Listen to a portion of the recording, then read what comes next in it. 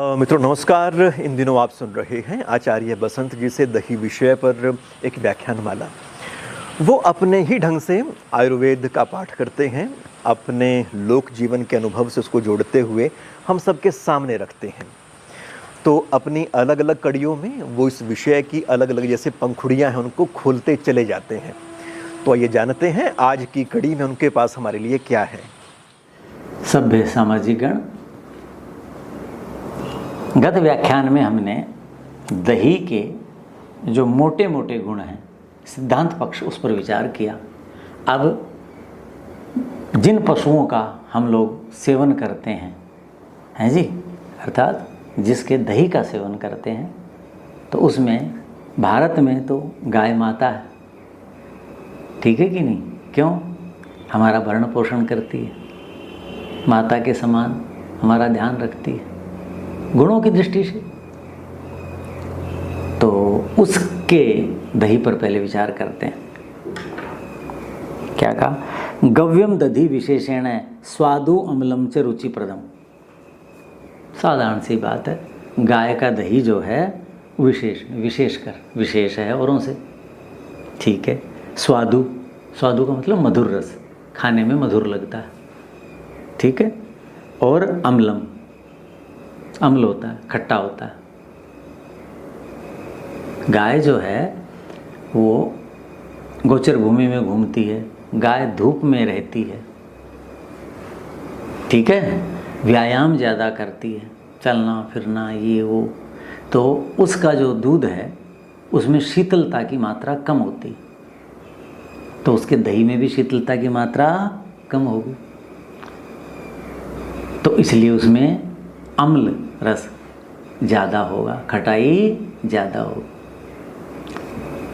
उसी समय का दूध वाला प्रसंग शायद हो गया होगा, मैंने बताया होगा उसमें, दूध वाले में, कि प्रातः काल के दूध में अलग गुण है, सायंकाल के दूध में अलग गुण है।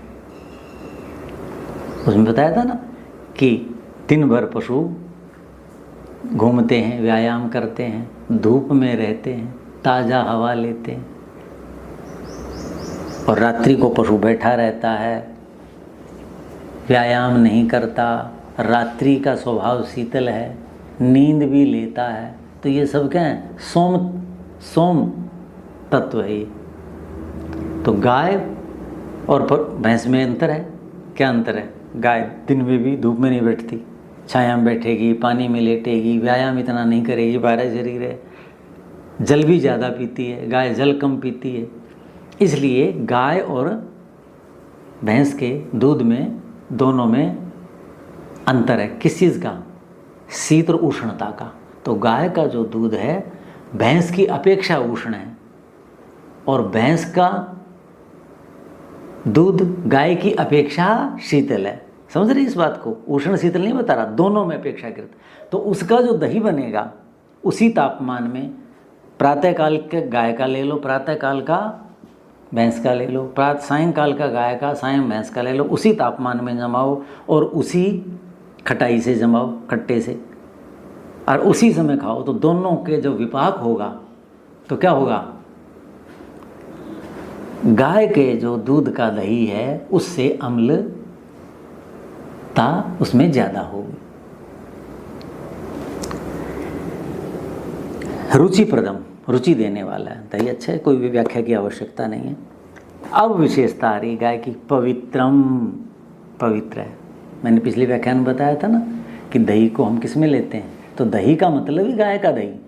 तो पूजा में लेंगे, विवाह के समय लेते हैं, कोई भी कर्म कांड करते हैं दही, तो उस समय, तो इसलिए दही को क्यों लेते हैं? क्योंकि वो पवित्र है। जैसे जौ है, जौ क्या है? मेद्य है, यज्ञ आदि में उसका प्रयोग करते हैं। सर्दी में किसका प्रयोग करते हैं? तिल का, तिल मेद्य है। चने हैं, अपनी दालें हैं, और ये अपना गेहूं है, कभी इसको देखा यज्ञ में? नहीं, क्योंकि ये मेद्य नहीं है। तो यहाँ दही क्या है? किसी भी पशु के दही में ये गुण नहीं बताया जाएगा कि ये पवित्र है। लेकिन गाय वाले में क्या लिखा? पवित्रम, पवित्र है। पावन्य धातु, पवित्र किसे कहते हैं? जो हमें पवित्र करे। दीपनम, पहले गुण आया ही था, तो गाय का जो ध्यान रखने की बात है, दीपनम जो गुण बताया था किसका, दही का, वो सामान्य बात थी। अब यहाँ दीपन अम्ल अंतर पड़ेगा, जैसे गाय और भैंस में अंतर बता दिया मैंने कि गाय में अपेक्षाकृत उष्णता होती है, शीत कम होता है भैंस की अपेक्षा, और उसमें भैंस में शीत ज़्यादा होता है। तो ऐसे ही ये दीपनम का मतलब क्या हुआ कि भैंस का जो दही है उसकी अपेक्षा ये गाय का जो दही है ये दीपनम अग्नि को अधिक दीपित करेगा। अब जिसकी जठराग्नि मंद रहती है मान लो, या कोई रोगी होकर उठा है, दही मन करता है खाने को अलग अलग ऋतुओं में, और तो उसको यदि जठराग्नि बढ़ानी है तो वो दही दे दो जी, दीपन कहा था। वहाँ पर भी विचार करना है कि दही किसका, गाय वाला, वो जठराग्नि को और दीपित करेगा। क्यों, भैंस का गुरु ज़्यादा होगा इसकी अपेक्षा। हृदयम, हृदय के लिए हितकारी है। हृदयम के दो अर्थ होते हैं, हृदय के लिए हितकारी अर्थात हृदय की क्रियाकलाप में सहयोगी। हृदयम का मतलब क्या हुआ, जैसे किसी चीज़ का तुरंत मन करता है ना खाने का, देखने का, सुनते ही मन करता है, आहा ये ले लें ये ले लें। हृदयम का मतलब हृदय जिसे चाहे एकदम अंदर से। अरे कोई चीज़ है, अब जैसे मुझे कोई बाजार की चीज़ें कहते, डिब्बा बंद खाद्य पदार्थ में, कहते अरे क्या कहते हो डॉक्टर साहब थोड़ा सा ले लो, मैं क्या कह रहे, अरे आप क्यों लेते हो, लेंगे, नाम लेते ही मुझे निषेध होगा। और कोई मुझे कहे जी आम खा लो, कोई कहे जी मक्खन खा लो, मैं कहूँगा अरे बहुत अच्छा है, लस्सी दही घी बहुत अच्छा है। नाम लेते ही हृदय क्या हो जाए, हर्षित हो जाए।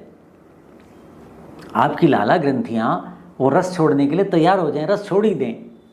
हृदय का मतलब समझ गए, हृदय ने किसको कहा, बुद्धि को, मस्तिष्क को कहा, मस्तिष्क ने लाला ग्रंथि को कहा बहुत अच्छी चीज़ आने वाली है, और वो अपना रस छोड़ने के लिए, पाचन के लिए तैयार रहती है। तो हृदय का मतलब ये भी है, दोनों ठीक है। और क्या कहा, पुष्टिकृत, पुष्टि देने वाला है, ये तो सामान्य बात है। अब विशेष आती है, पवनापहम, वात रोगों को दूर करने वाला है। तो जिनको वायु के रोग हैं, जिनकी वात की प्रकृति है, शरीर में वात पित्त कफ, ठीक है, या बड़ी अवस्था में, या ये जो ऋतु चल रही है वर्षा ऋतु, इसमें वायु कुपित होती है, तो उन लोगों को जिनकी वायु कुपित हो गई शीतलता के कारण, कुल परंपरा के कारण, अपने खान पान में दोष के कारण, यानी वायु का रोग जिनको हो गया है, उनको इस दही का सेवन करना चाहिए, उसको दूर भगाने वाला है। अब माहिष्यम, भैंस का, भैंस का क्या है, सुस्निग्धम। गाय वाले में स्निग्ध शब्द का प्रयोग नहीं आया था, चिकनाई होती है, ये क्या है, सुस्निग्धम, इसका मतलब वहां स्निग्धता होती है। यहां क्या, सु और जोड़ दिया, यानी गाय की अपेक्षा, अन्य पशुओं की अपेक्षा भैंस के दूध में स्निग्धता सुलभेन, सुलभ है, स्निग्धता सुलभ है और ज़्यादा है, अधिक है, ये कहा। श्लेष्मलम, और ये क्या करते हैं, कफ को बढ़ाता है। भैंस का जो, न गाय का जो दही था वहाँ ये नहीं आया, क्या आया, कफ को बढ़ाए, ऐसा नहीं आया था ना। श्लेष्मलम, ये कफ जो धातु, वात पित्त कफ, तीन धातुएं हैं ना। कफ किसे कहते हैं, शरीर में जो तरलता है उसका नाम कफ है, ठीक है। तो मांस, मेद, मज्जा, ये सब इससे बढ़ती हैं, तो उसको बढ़ाता है। वात पित्त नुत, वायु और पित्त को दूर करता है। दही है, बताया था गर्म है, दही स्निग्ध है, सुस्निग्धम, बहुत स्नेह की मात्रा है। तो वायु और स्निग्धता दोनों एक दूसरे के विपरीत है ना। वायु किसका नाम है, रुक्षता का नाम है, और ये स्निग्ध भी है, तो ये वायु को दूर करेगा। और फिर क्या कहा, जो है पित्तनुत, पित्त को दूर क्यों करेगा, पित्त को इसलिए दूर करेगा क्योंकि गाय का जो दूध दही है उसकी अपेक्षा ये शीतल है, उसकी अपेक्षा क्या है, शीतल है। इसलिए इसको कहा पित्तनुत, पित्त को दूर करने वाला है, पित्त को दूर करता है।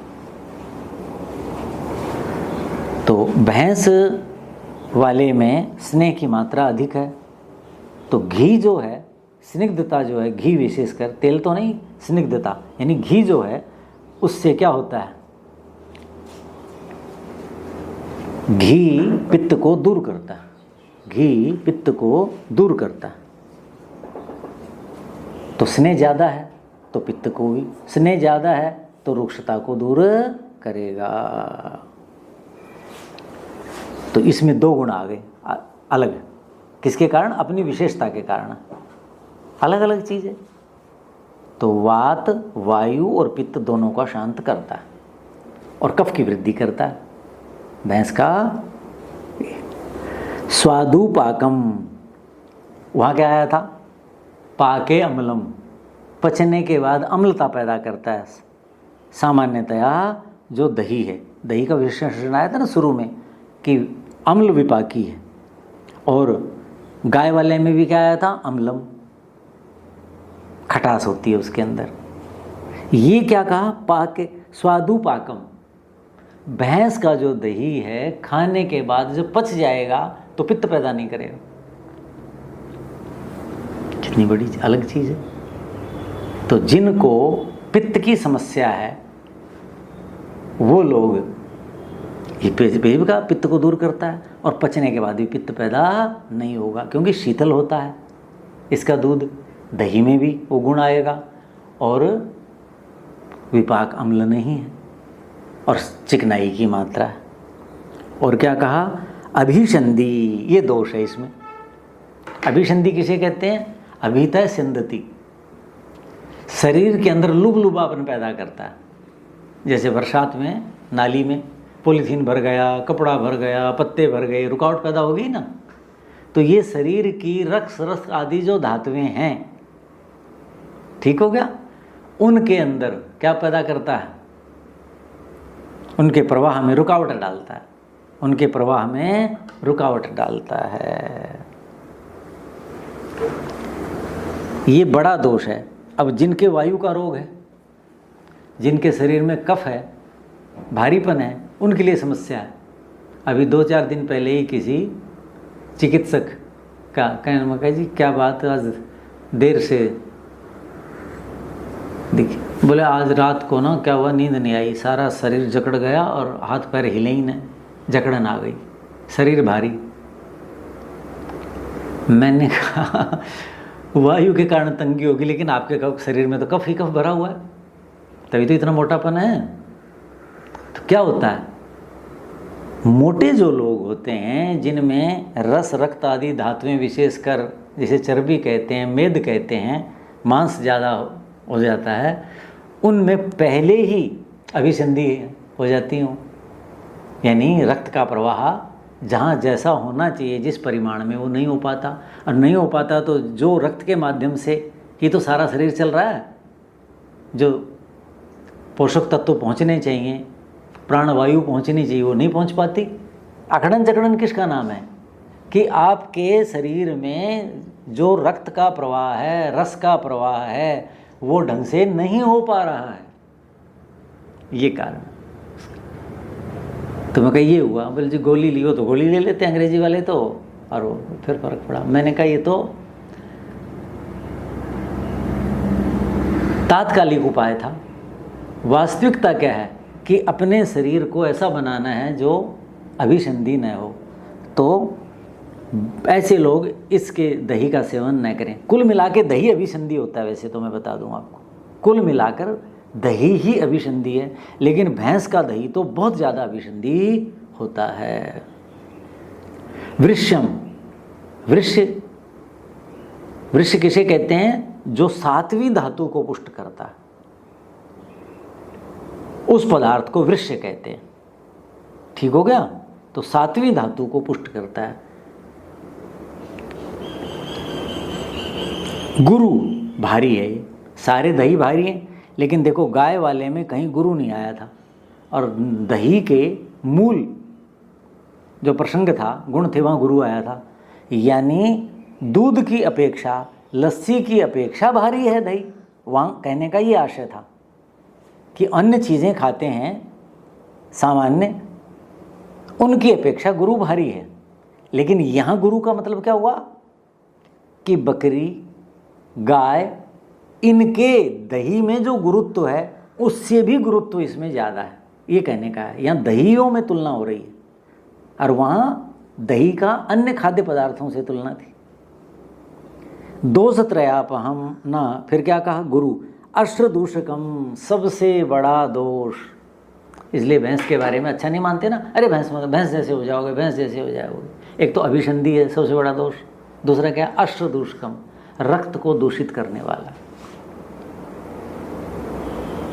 कई बुद्धिजीवियों को मैं देखता हूँ, मैं कहा भाई वो गाय है, वो एक पंडित जी ने पाली हुई है, मैं कहा परिवार की तरह पालते हैं वो लोग, और ऐसे ऐसे ध्यान रखते हैं। वो कहते, बोले जी हम तो भैंस का ही लेते हैं। मैं कहा गाय का लेना, पता नहीं गाय का अच्छा नहीं लगता, और मुझे भैंस का अच्छा नहीं लगता। पहला जो मुख में घुट भरा, तो अभी अंदर नहीं गया, वहाँ जाते ही मेरी नासिका बता देगी, मुख में जाते ही ओहो ये तो ये क्या कर दिया भाई, ये हमें तो पता नहीं था आप ऐसा नहीं लेते। मैंने कहा मुझे भैंस से ऐसे नफरत सब तो नहीं कहना चाहिए, क्योंकि भैंस भी सबका कल्याण करती है, दूध देती है, सब कुछ देती है, लेकिन उसमें रुचि नहीं है, अरुचि है मेरी, अच्छा ही नहीं लगता। लेकिन ऐसे का क्या करें, गौ माता को ग्रास देंगे, गौ को माता कहेंगे, सब कुछ करेंगे, और उसके बने पदार्थों का सेवन नहीं करते, कहते हैं अच्छे नहीं लगते। फिर तो माता जो कह रहे हैं वो तो झूठे ही हुई ना बात।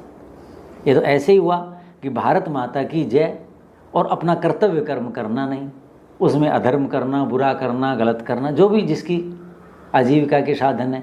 भारत माता किसका नाम है? इस भूमि पर रहने वाले मनुष्य, पशु, पक्षी, वनस्पतियाँ, इन सब का नाम भारत माता है।